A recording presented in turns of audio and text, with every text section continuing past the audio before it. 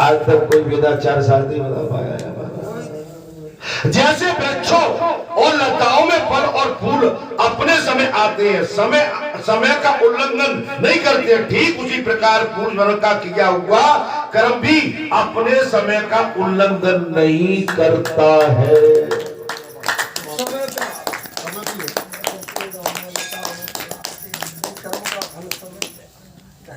क्या कथा चल रही है महाराज? बोले समय का उल्लंघन। जैसे वृक्षों में लताओं में फल और फूल अपने समय पर आते हैं, साफ कहते सूची में ऋषियों समय का उल्लंघन नहीं करते, ठीक उसी प्रकार पूर्व का किया हुआ कर्म भी अपने समय का उल्लंघन नहीं करता, नियत समय पर उसका भोग भोगना ही पड़ता। अरे अबे बच जाओ भैया, ये खलीफा गिरी से बच जाओ। ये हो मेरे बाबा महाराज, इत की बित की इत दच का पट की मां का कौन कब कैसे बचो, अभी भी समय है, अभी भी जन्म खोए जीवो जबई और जन्म खोए अभी समय है। अगर आज भी हमारे पास समय है तो एक पल में भी आपका कल्याण हो सकता है। ये संसार की जो आपके अंदर जो जिस तरह से हमारे आपके अंदर संसार का ये कभी कभी को भाव आ जाता है, इससे बच। अच्छा जी, को भाव हमारा कल्याण नहीं करता, ये हमारे कर्म को छोटा करता, हमें आगे पीड़ा देगा। कथा कह रही है जैसा करोगे बहू सास से, सास बहू से, दौरानी जिठानी से, जिठानी दौरानी से, भाई भाई से, ये समाज आपस में लड़ रहा है, जबकि शास्त्र में इसके लिए कहीं भी प्रावधान नहीं है। आपस में लड़ने का प्रावधान इस शास्त्रों में वेदों में कहीं नहीं। और आज के मैं कह रहा हूं कलयुग में धर्मान तो कोई है ही नहीं। आप इतिहास उठा के देख लो, बड़े बड़े राजा रजवाड़े हुए, आज उनके पास में कुछ भी नहीं है, आज भी उनके पास कुछ नहीं है। इसलिए इन चीजों से बचो, अपने कर्म को प्रधान मान के अपने कर्म को एक सद्मार्ग में ले जाओ, वही कल्याणकारी मार्ग। अर्थात नियत समय पर उसका भोग करना ही पड़ता। आप हम जो भी कर्म करते हैं उसका भोग हमको भोगना ही पड़ेगा। कोई भी पुरुष पूर्व शरीर द्वारा किए हुए कर्म को अपने बल और बुद्धि से पलट देने में समर्थ नहीं है। चलो, कोई भी पुरुष अपने कोई भी किए हुए कर्म को अपने बल और बुद्धि से नहीं पलट सकता। महाराज अब मैं क्या क्या कह डाला, कोई कसर छोड़िए क्या? कुछ नहीं। हमारा कर्म कोई भी हो, हमारा साधना का कर्म हो, त्याग का हो, वैराग का हो, संसार का हो, घर का हो, गृहस्थी का हो, और हमारा समाज में हो, जो भी हो, लेकिन अपने कर्म को निष्ठा के साथ, अपनी शुद्धता के साथ, कर्मठता के साथ। महाराज कर्म किया हुआ कर्म तब अच्छा लगता, आपको हमको एनर्जी मिलेगी, ऊर्जा मिलेगी। कब? तब हम कुछ अच्छा करके जाएंगे, तब त्याग करके जाएंगे, तब वैराग करके जाएंगे, तब किसी की सेवा करके जाएंगे, कुछ अच्छा करके जाएंगे, तो हमारा मन, हमारा हृदय प्रफुल्लित हो जाएगा, आनंद का अनुभव करेंगे। लेकिन किसी के लिए द्वेष, कलेश, द्वंद्व, प्रतिद्वंद, अनाचार, दुराचार, पापाचार, अत्याचार, हमारा मन हमको छोड़ेगा नहीं, और ये लेखनी में लिख जाएगा जो किया है वो भोग। अच्छा, व्यास पीठ पर तो तुम बड़ी बड़ी बातें करते थे। अच्छा, बोले व्यास पीठ पर बैठ के तो बड़ी बड़ी बातें करते, क्या तुम ऐसा अपने आचरणों पर खरे उतरे? सच्चे दरबार की जय। अच्छा, व्यास जी, ये श्रोताओं, जब आपको कथा सच्ची सुना रहे थे, आपने कानों से सुनी, संत स्थान पर, भक्त स्थान पर, हनुमान जी के स्थान पर, क्या सुनने के बाद हे श्रोताओं तुम उस पर चले, और चले तो चलने का का प्रयास किया और किया तो क्या खरे उतरे।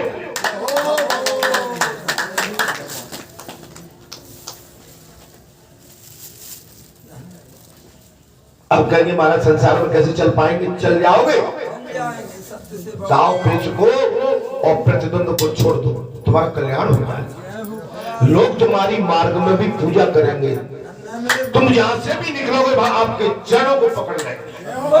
सच्चे दरबार की जय हो। लेकिन यहाँ रह के और गांव में गली में मोहल्ला में रह के तुम लड़ोगे और चौपाल पर बैठ के निंदा करोगे, कहेंगे अच्छा वहां तो बैठ के देखो ये वही है।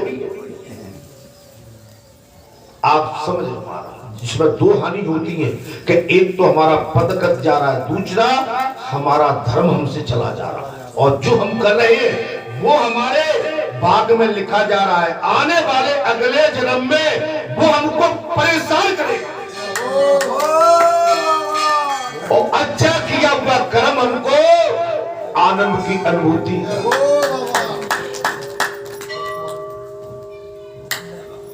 समझ में आ रही कि नहीं महाराज? नियत समय पर उसका भोग करना पड़ता है। सूत जी कहते हैं ब्राह्मणों, कोई भी पुरुष पूर्व शरीर द्वारा किए हुए कर्म को अपने बल और बुद्धि से पलट देने में समर्थ नहीं है। कोई भी जब रावण की नहीं चल पाई महाराज, जब रावण के घर देवता वायु देवता झाड़ू महाराज ब्रह्मा ज्ञान सारे देवता इंद्र जल छिड़कते थे, तो रावण की नहीं चली तो हम किस खेत की मूली हैं? हम तो कुछ है ही नहीं। और देखो तो महाराज ऐंठ देखो तो हजारों कुंटल की आंकड़े जा रहे हैं, जैसे ककड़ी उठती है ना, ककड़ी। ये हो मेरे बाबा।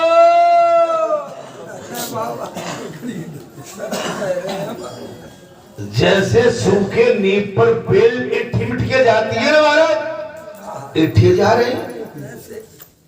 अरे भाई मनुष्य बन जाओ, बड़े भाग मनुष्य तन पाओ।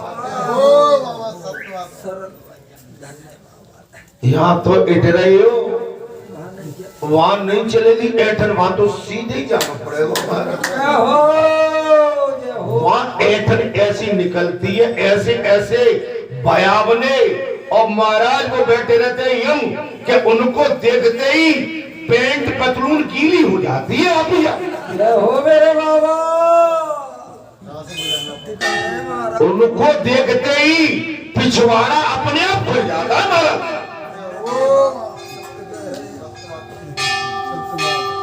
वहां कौन बचाएगा? वहां कोई नहीं बचाने वाला। वहां तो आपका किया हुआ सत्कर्म आपका साथ देगा, और किया हुआ दुष्कर्म हमारा आपका वहां में पीड़ा देगा, पीड़ा देगा। कोई बचाने वाला नहीं। जी सरकार की जय। मैं इसलिए कह रहा हूं, कोई भी पुरुष पूर्व शरीर द्वारा किए हुए कर्म को बल और बुद्धि से पलट नहीं सकता है।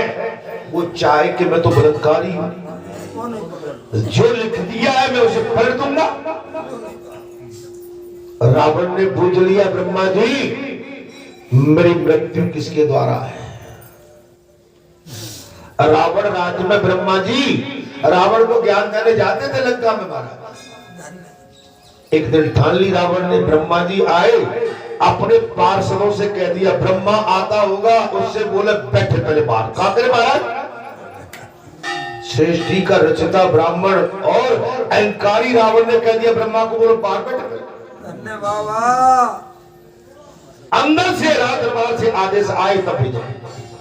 पार्षदों ने रुक दिया, बोले महाराज रुक जाओ। क्यों? बोले राजा रावण ने कह दिया कि उनको बैठने के लिए बैठ गए भैया। ब्रह्मा समझ के कि आज कुछ खटपट है भाई, कुछ तो चक्कर है।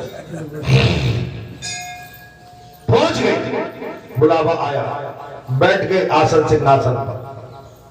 ब्रह्मा जी ने कहा राजन किस विषय पर ज्ञान प्राप्त करना चाहते हैं, किस वेद पर, शास्त्र पर, नीति पर? रावण ने कहा ब्रह्मा जी ये सृष्टि किसने रची है? ब्रह्मा जी ने कहा हमने। तो फिर तो आपको यह भी मालूम होगा कि किसकी मृत्यु कब होती है, कैसे होती है? बोले हमें सब मालूम। तो ब्रह्मा जी आज बता दो मेरी मृत्यु किसके द्वारा है? ब्रह्मा जी ने कहा राजन, जिस दिन आप अपनी माँ के गर्भ में आए थे मृत्यु उसी समय तय हो गई। जो अभी जो बात आ रही है, जिसका जीवन है, जिसका जन्म है, उसकी मृत्यु भी तय है। आप इन बातों को जाने दिए। आप किस शास्त्र वेद पर ज्ञान प्राप्त करना चाहते, कृपया कर कहिए ब्रह्मा जी मुझे ये बता दो कि मेरी मृत्यु आपकी लेखनी में कैसे लिखी हुई, नहीं तो अन्यथा। अब महाराज रावण की अन्यथा तो बदलना होती। ब्रह्मा जी के सट से पल्ला पड़ गया, बताना पड़ेगा। बोले अयोध्या के राजा दशरथ, कौशल्या की महारानी, महाराज उनके गर्भ से राम अवतरित होंगे, जन्म लेंगे, उनके द्वारा तुम्हारी मृत्यु लिखी है, ऐसा वेद में लिखा हुआ। बोले ब्रह्मा जी तुम्हारे वेद लिखे हुए वेद में मैं मेघ ठोक देता हूं। न राम जन्म लेंगे, न कौशल्या मिलेगी, न राजा दशरथ मिलेगा, ऐसा लेख लिखा है तुम्हारी लेख में, मैं मेघ ठोक देता हूं। ब्रह्मा जी ने कहा कि राजन करके देख लो, ऐसा अभी तक तो नहीं होगा। आपको मैंने ये कई बार ये दृष्टांत सुनाया है। सीता हरण से पहले रावण ने कौशल्या हरण किया है। न रहेगी बांस, न बजेगी बांसुरी। बोले मेरे मानने वाला जब न रहेगा तो पहले क्या करो, बोले जड़ को ही खत्म कर दो, ताकि गर्भ में आने वाला भैया खत्म कर दो। अब महाराज रावण चलता है, और उस समय महाराज क्या होता है कि राजा दशरथ के साथ कौशल्या की शादी तय हो चुकी थी। तो रावण कहां जाता है, कौशलपुर में। कौशलपुर में जाके महाराज कौशल्या का हरण करना, और कौशल्या का हरण करके आनंद रामायण में लिखा होगा, मैं कोई ऐसे नहीं सुना रहा, देख लेना, पढ़ी ना कभी आप। हरण कर लिया, और एक समुद्र में आके महाराज एक काठ की मंजूषा में कौशल्या को उसमें बंद करके, लॉक करके, और समुद्र की गहराई में जाके एक मगरमच्छ के मुंह में रखा। माया भी था, रख गया। अब भाग बस क्या, इधर जो आप देखिए महाराज, इधर राजा दशरथ की भी शादी संगति, आप हल्दी बल्दी उल्टा सब चढ़ा हुआ। इधर बारात की तैयारी हो गई, इधर पूरी अयोध्या से बारात जा रही है। क्या जा रहा है महाराज, और बारात भी कहां से निकलेगी, जहां रावण कौशल्या को जिस समुद्र में मगरमच्छ के मुख में रख के आया था, वहीं से गुजरती। और कौशल्या पर क्या था, हल्दी बल्दी चढ़ी थी महाराज, उठन था, सब कंगन मंगल बंधे हुए थे। इधर राजा दशरथ की बारात चढ़ाई के लिए कौशलपुर के लिए रवाना होती है, और उसी महासमुद्र के पास से निकलती है। भगवान की कृपा होती है, एक तूफान आता है उसी समय। क्या आता है, तो वो तूफान आता है महाराज, समुद्र हिलोने लेता है, समुद्र हिलोने लेता है, तो मगरमच्छ का जबड़ा खुल जाता है, और वो काठ की मंजूषा थी, वो बामे मगरमच्छ के मुंह से निकल के और तैरती ऊपर आ जाती है।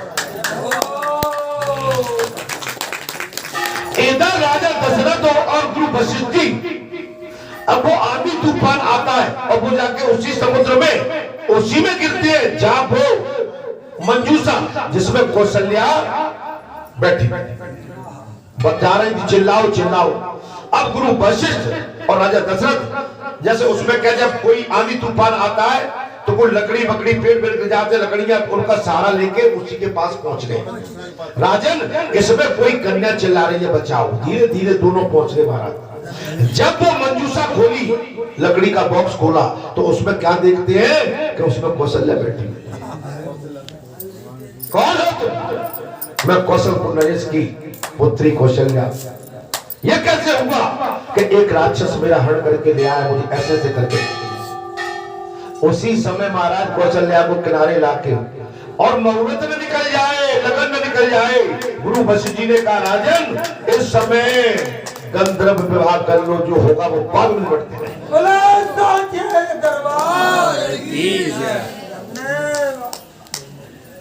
मारने वाला मार नहीं सकता। लेखनी बड़ी सुंदर लिखी है महाराज, और आज कथा में तो साफ कह दिया महाराज के माने वो जीव का गर्भ में ही आयु, कर्म, धन, विद्या और मृत्यु, इन 5 का तय हो जाता है।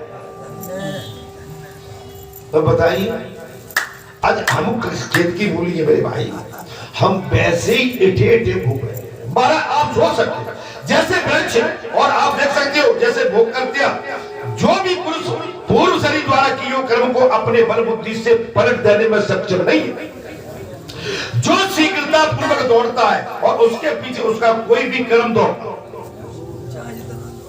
वो कितना भी दौड़ लगा ले, कितना भी भाग दौड़ करते रहे, मेरे कहने की जरूरत नहीं है। ये 4-5 भगत है, जो बालाजी का जो काम अंदर चल रहा है, बालाजी का अंदर काम चल रहा है, आप सब देख ही रहे हो भाई। और अजय, राजू और मेरे भाई सब 4-5 इनकी और इनका जो है बालाजी के अंदर जो निर्माण कार्य किया। और ये तो बहुत कुछ वैसे भी बीच बीच में मैं ज्यादा अगर करूंगा तो मुझे ठीक नहीं लगेगा। बीच बीच में जब भी बालाजी का आदेश इनको मिलता है तो जे आज तक पीछे नहीं गए हैं, ये बराबर उस काम को कर। और आज बालाजी की स्पीड से आपको असीम आशीर्वाद भी देता हूँ। आप धर्म से जुड़े रहिए, बालाजी धाम से जुड़े रहिए, खूब फलो फूलो, आनंद करो, अपने कर्म पर अडिग रहिए, अपने कर्म पर अडिग रहिए, बस कर्म के साथ धर्म जरूर ध्यान करिए, सो आप कर रहे हैं। ये बालाजी के लिए शायद 51,000 रुपए कुछ ऐसे ही हो, मैं ठीक बोला हूँ? मेरी पैसे के विषय में तो नहीं कि इतना चढ़ाएंगे, मैंने बोल दिया इसे। हमारे लड़के बच्चे बहुत जुड़े हुए हैं, बालाजी का भंडारा होता है तो साग सब्जी का संपूर्ण खर्चा जी उठाते रहते। मुझे ज्यादा नहीं बोलना चाहिए लेकिन बोले देता हूँ। जय हो मेरे बाबा। और भी कई काम मैंने इनको बताए, अभी माता पर बहुत काम हुए, तो जो भी गिट्टी, बजरी, काली गिट्टी, पीली गिट्टी जो भी है सबकी जय हो मेरे बाबा। तो बहुत जुड़े हुए, आपका भाव हम स्वीकार करते हैं और आप सब पर इसी तरह से पंचों की कृपा बने। प्रभु अब देखो मेरे भाई जी है बात, आशीर्वाद पूरा अजय लीडर है इनका, सबका बाकी अजय राजू है, अजय राजू ठीक कह रहा है, अजय सही कह रहा है, अपने छोटे भाई को आशीर्वाद बेटा, फूल फलो फूलो, है ना, आपका भाव बहुत अच्छा है और मुझे विश्वास भी आप पे रहता है, ठीक है। आपका कल्याण हो, दीर्घ आयु भर, कल्याण भर, पांचों भाई, पांचों, मैं ठीक चल रहा, 5वां हुआ मेरे बाबा। अब आप देख सकते हो ईश्वर की कृपा आप पर ऐसे बरसती है, और जब आप सच्चाई पे होते हैं ना महाराज, तो वहां फिर रसीद कट्टा नहीं कटता है, आदमी मनुष्य अपने आप ही समर्पित भाव होता है। रसीद कट्टा वहां चलता है, विश्वास नहीं। धन्यवाद। इतनी सुंदर कथा चल रही थी, ये भी एक सिकड़ौरी वाले हमारे लक्ष्मी नारायण महते 21 फरवरी बुधवार को इनके जहाँ एकादशी अखंड रामायण का पाठ है भैया सिकड़ौरी में,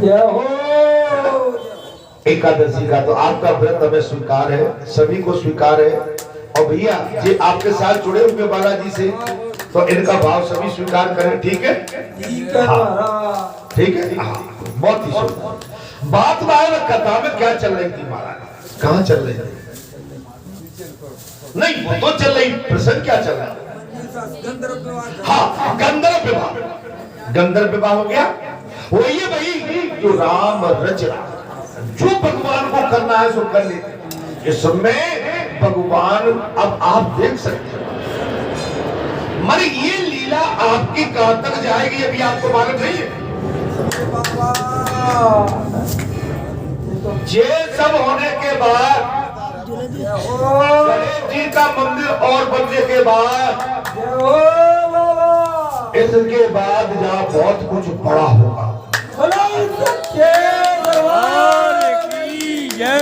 एक बार यहाँ फिर से कुछ बड़ा होगा। अभी पहले तुम अपनी धीरे से पूरी व्यवस्था उठा। भगवान हनुमान जी की प्रेरणा है, उनने चाहा तो वही होगा जो आप देखना चाहते हो।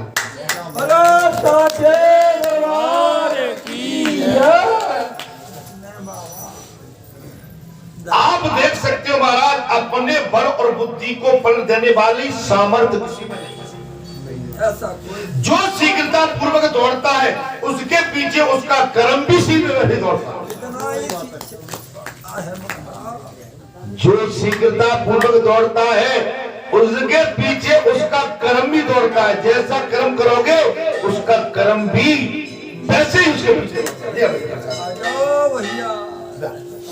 आ जाएगा। तो पूर्वक दौड़ता है उसके पीछे उसका कर्म भी दौड़ता है। कर्म साथ ही सोता है और साथ ही उठने के बाद साथ कर्म खड़ा हुआ। ऐसे महाराज कथा को ध्यान से सुने। सूत जी कहते हैं महाराज, बोले हे ब्राह्मणों, महाराज जो शीघ्रता पूर्वक दौड़ता उसके पीछे उसका कर्म भी दौड़ता। कर्म साथ ही सोता है और खड़े होने पर साथ ही खड़ा होता है। साथ ही तो सोता है और साथ ही खड़ा होता है। कुछ समझ में आ रही ढोलक वाले भैया? साथ ही खड़ा होना और साथ ही सोना। जिसको यहाँ भी सुख या दुख भोगना पड़ता है वो रस्सी से भी बांधा हुआ सब बलपूर्वक खींचकर वहां पहुंच जाता है। आप किसी के दुख को बांधोगे तो उस पर नहीं पहुंचे, लेकिन वो पहुंच जाएगा। और किसी व्यक्ति के पास यदि सुख जाता है, आप किसी के सुख को छीनना चाहो, 5 मुड़ के क्या 10 मुड़ के बन जाओ तो किसी के सुख को छीन नहीं सकते।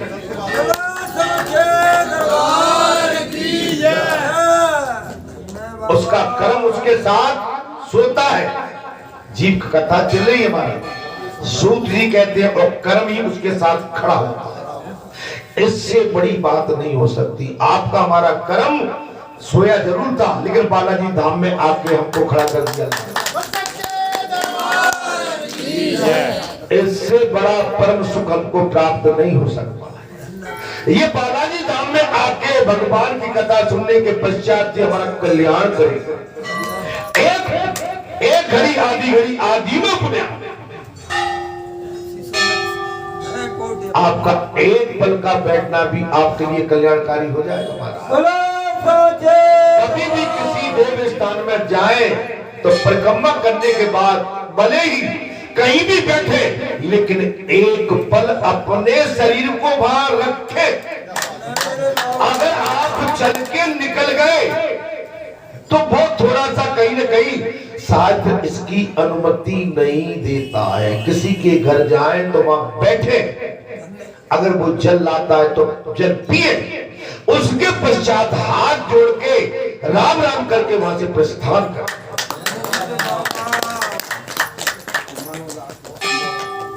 बैठना पड़ेगा। भगवान के दरबार में नहीं बैठे तो भगवान ये कहेंगे कि जब तुम संसार में मेरे पास बैठने का समय नहीं है तो संसार में तुम फिर कहां बैठ पाओ? बोले संसार में तुम जब ही बैठ पाओगे जब मेरे पास बैठ जाओगे। संसार में कब बैठ पाओगे? जब मेरे चरणों में आके बैठ जाओगे, तब तुमको संसार भी आप भगत जा भगत करके जगह देके तुम्हारा सम्मान करेगा। कब? तब मेरे बन के जाओगे तब। बोलो बालाजी धाम की जय। तब सूत जी कहते हैं महाराज, जिसको जहां भी दुख या सुख भोगना पड़ता है वो रस्सी से बांधा हुआ भी बलपूर्वक खींचकर पहुंच जाता है। जैसे तेल समाप्त हो जाने पर दीपक बुझ जाता है,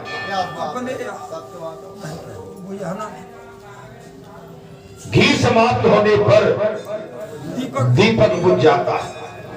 सूत जी कहते हैं ठीक उसी प्रकार कर्मों का नाश हो जाने पर जीव मोक्ष को प्राप्त हो जाता है।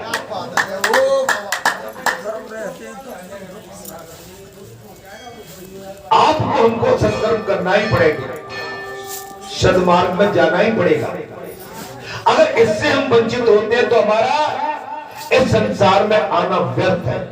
आवत ही हर से नहीं, नैनन नहीं सने, तुलसी बान बैठिए कंचन बरसने। सच्चे दरबार की जय। किसी के आने से प्रसन्नता नहीं हुई तो समझ लो कि हम कोई मतलब नहीं, हमारा जीवन मनुष्य योनि हमारा कोई मतलब नहीं रखी। अगर मनुष्य हो तो मानवता रखिए, इंसानियत रखिए। मनुष्य है तो महाराज सब मम प्रिय मम सब उपजाए और सबसे अधिक मनुष्य 84 लाख योनियों में सर्वश्रेष्ठ मनुष्य योनि भगवान कहते हैं जिसको मैंने स्वीकार किया। मैंने अपने अवतार मनुष्य योनि में ही लिए। इसलिए हे मानवो, हे भक्तों, हे संतो, ऋतु काल में पुरुष के द्वारा गर्भ में स्थापित किए हुए अचेतन वीर के एक बिंदु का आश्रय लेकर जीव अपने कर्म के साथ वृद्धि को प्राप्त होता है। अचेतन होता है फिर भी बढ़ता है कर्म।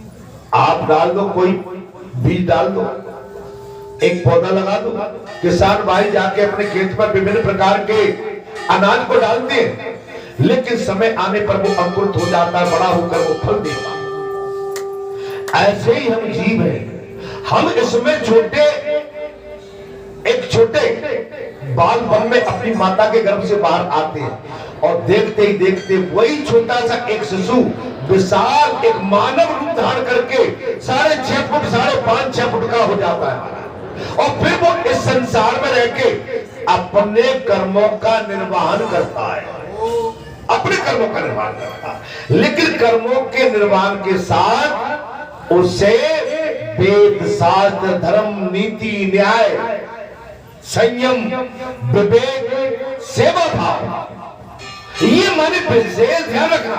आप किसी भी पद पर बैठ जाइए, राज्य के प्रधानमंत्री बन जाइए, राष्ट्रपति बन जाइए, मुख्यमंत्री बन जाइए, उपपंच सरपंच सभापति उमापति रमापति कुछ भी बन जाइए, लेकिन ये बनना आसान नहीं है। ये पद मिलना आसान है, इनका निर्वहन करना बहुत कठिन है। जय हो जय हो। परिवार का मुखिया बनना आसान है, लेकिन परिवार को संगठित करके लेकर चलना बहुत कठिन है। बाबा तुम्हारी जय हो। जिस उदर में कितने ही अन्न पान डाल दिए जाए वो नष्ट हो जाते हैं और भव्य पदार्थ बच जाता है, वही पड़ा हुआ वो गर्भ क्यों नष्ट हो जाता है। वो नष्ट नहीं होता है, जो कुछ पहुंच जाता है वो बच जाता है। आप देख लो महाराज, शरीर में आप आहार लेते हैं, भोजन लेते हैं, वो पच के मल के माध्यम से समाप्त हो जाता है। वही पड़ा हुआ गर्भ क्यों नहीं नष्ट होता महाराज। लेकिन गर्भ में आप गर्भ में जो शिशु या शिशु का वो नष्ट क्यों नहीं, वो पलता रहता। एक माँ के गर्भ में वही शिशु बड़ा हो जाता है, 9 महीने बाद वो अपने माँ के गर्भ से बाहर आ जाता है। इसलिए लोक में देवधारी किया हुआ शुभाशुभ कर्म ही सुख दुख के रूप में प्राप्त होता है, ऐसा मेरा निश्चित है। और यहाँ पर महाराज सूत जी ने साफ कह दिया, अरक्षित वस्तु भी देव प्रारब्ध कर्म से ही सुरक्षित होकर बच जाती है और सुरक्षित भी देव से हद होकर नष्ट हो जाती है। देह से वन में त्यागा हुआ अनाथ बालक भी जीवित रहता है, वन में त्यागा हुआ जीव भी जीवित रहता है और घर में खड़े हुए प्रकृति से पाला पोसा जाने वाला शिशु भी मृत्यु को प्राप्त हो जाता है। जिन कर्मों का लेखा जोखा जब हमारा जीवन हुआ है, हमें जीवन मिला है तो मृत्यु तय है और ये मृत्यु धन बल बुद्धि जे माता के गर्भ में ही लेखनी ब्रह्मा जी के द्वारा लिखी जाती है कि आपका कर्म कैसे निकलेगा। अर्थात ऐसा निश्चित करके राजा ने ज्योतिषियों को सलाह देने पर भी उस विष कन्या का परित्याग नहीं किया। एक कन्या हुई थी, उसका कंडीशन थी कि ये कन्या अगर ससुराल पक्ष में जाएगी वहां भी विनाश करेगी, और आपके घर रहेगी वहां भी विनाश करेगी, और जिस लड़के से शादी करेगी उसकी 6 महीने में मृत्यु हो जाएगी। ऋषियों ने कहा कि आपका अंत होगा इस कन्या के रहने से, इसका त्याग कर दो। लेकिन राजा ने उस कन्या का त्याग नहीं किया। राजा ने कहा कि ये मेरे भाग्य में जो लिखा है मैं अपने भाग्य को भोगूंगा। जय हो बाबा। आज हमारे को जैसे फोड़ा हो गया, हम कहते हैं भाई वो फोड़ा क्यों हुआ, ये नहीं समझ रहे महाराज, बीमारी क्यों लग गई वो नहीं समझ रहे, आपका कोई कुरूप स्वरूप हो गया क्यों हो गया आप समझ नहीं रहे, आप भोग लो। अगर आपने इस जन्म में उसको छोटा करके और रोड़वा के उसको कहीं टालने की कोशिश करी तो आने वाले जन्म में वो रोग आपके पीछे लग जाएगा। अरे ये जन्म तो हमारा भेंट हो गया, अगला जन्म भी हमारा कष्ट में चला जाएगा।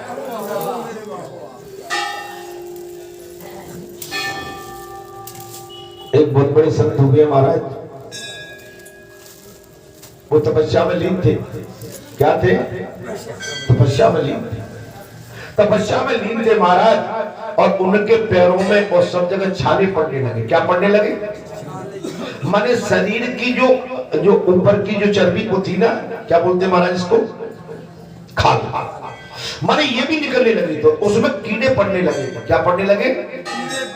तो वो कीड़े जब नीचे जाते थे, वो संत तपस्या में बैठे थे, वो कीड़े जब नीचे जाते थे तो वो तपस्वी संत कहते थे कीड़ों को फिर अपने ऊपर रखते थे कि तुम जो इस समय मुझे खा लो, नहीं तो ये कीड़ा अगर एक भी मेरी इस तपस्या से मर गया तो एक कीड़ा मेरे पीछे जाएगा, अगले जन्म में भी मुझे फिर खाएगा।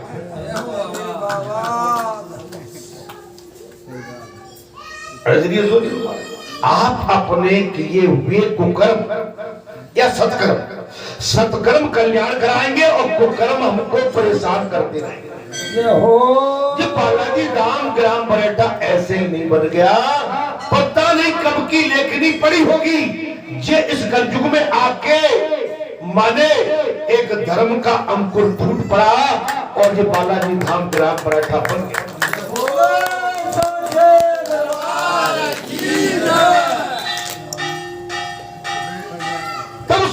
का पिता ने उसका नाम सुदृष्टा रख दिया। अच्छा, इसी समय क्रोध में भरे हुए राजा के शत्रुओं ने उनके राज्य में सब ओर से सताना प्रारंभ कर दिया। आप समझ लेना, भगवान परीक्षा लेता है। बहुत से लोग रोने पड़ते हैं, कहते हैं महाराज हम तो बहुत पूजा करते हैं, हम दिन रात बालाजी की परिक्रमा करते हैं, हम तो दिन रात भगवान का जाप करते हैं, हम रामायण पढ़ते रहते हैं, गीता पढ़ते रहते हैं, भागवत पढ़ते रहते हैं, और हम तो भगवान का ही भजन करते हैं, हम किसी को सताते भी नहीं है, हम तो बढ़िया आचरणों में भी शुद्ध रहते हैं। लेकिन इसके पश्चात भगवान कड़ी परीक्षा भी लेता है। अगर आप हम इस कड़ी परीक्षा में फेल हो गए, जैसे बहुत से कहते थे नहीं नहीं भगवान है ही नहीं, हम अगर भगवान होता तो हम इतने परेशान क्यों, कष्ट क्यों आते? यही तो नादानी है। आप भगवान के बनना चाहते हो ना महाराज, आप किसी देव पुरुष के अपना बनना चाहते हो, आप किसी सदगुरु के शिष्य बनना चाहते हो, महापुरुष की शरण में जाना चाहते हो, तो आपको पहले परीक्षा देनी पड़ेगी, तब हक का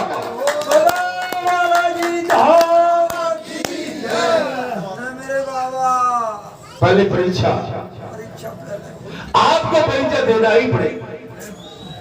इसलिए परीक्षा से कभी नहीं बचना चाहिए। परीक्षा के लिए जिस दिन से हमारा जन्म हुआ है उस दिन से हमारी परीक्षा ही तो हो रही है। परीक्षा, ये परीक्षा वाला कौन है? भगवान। वो हमारी बचपन में परीक्षा लेता है। बोले भैया अरे अब तुम टाइम निकालो भाई। अरे कभी कभी ऐसे नहीं, चिल्ले मारी से बात नहीं बनती, बिल्कुल लगे रहो। अगर खेत की मेड़ बनाई है तो खेत में खड़े रहो, या तो मेड़ नहीं बनाई होती और बना ली है मेरी मेड़ तो वहां में डटे रहो। कछु नहीं, ये नीला कोड़ी तो करते ही रहो भाई। जय हो मेरे बाबा। भक्ति के मार्ग में आना आसान नहीं है, लेकिन आ गया उसको फिर कहीं जाना नहीं। तब उस राजा को भी महाराज चतुरांगनी सेना ने साथ बाहर से निकले और उन्होंने शत्रुओं के साथ घोड़ी घोड़ी। एक तो लड़की की पीड़ा, लड़की से परेशान, इधर शत्रु राजा थे, उन्हें घेर लिया। जो यमराज के लोग की जनसंख्या बढ़ाने वाला था। अच्छा, 10वें दिन राजा ब्रह्म को शत्रुओं ने सब ओर से घेर